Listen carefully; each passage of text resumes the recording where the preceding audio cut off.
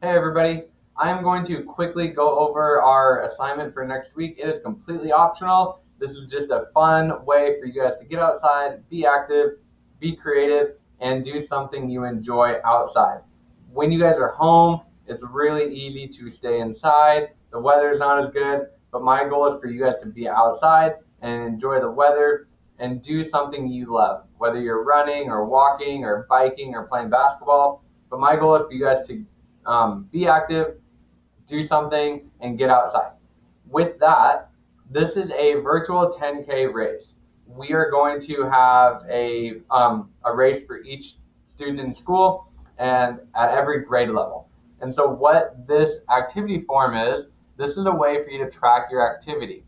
So, what we're going to do, we're going to ask you to get 10 miles worth of activity over the 2 weeks you guys are at home.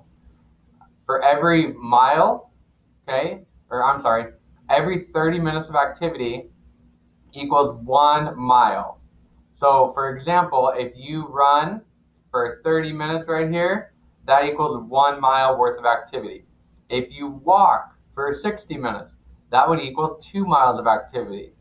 Any activity counts. So, running, biking, playing soccer, playing basketball, cleaning your room, whatever you guys want to do that's active, you can count for our miles. Like I said, 30 minutes of activity equals 1 mile with your goal of being 10 miles or more over the 2 weeks. So when we look at our activity form down here, it's listed by date.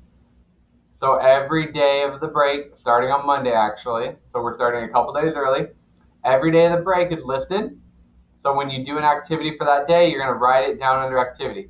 So for our example, I have running. So let's say I put down running for my activity. The time, I did 30 minutes. So for my activity would be 30. All right, my time would be 30. My activity would be running. That equals 1 mile. The next one I have is basketball. And I put 60 minutes of basketball. That would equal 2 miles. I skipped a day here. And then the next day I put pickleball for 60 minutes, and that would equal 2 miles as well.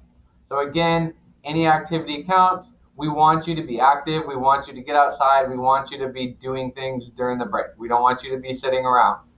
So we have our activity virtual tracker 10K race. All right, 30 minutes of activity equals 1 mile. When you are done, so at the end of the break, I want you to add up your total time. If you have 10 miles or more, that would be awesome. Again, you can go more than 10 miles. It doesn't only have to be 10. You can go as much as you want. So you're going to add up your total time, put your total time at the bottom, and then you can email this form back to me, okay?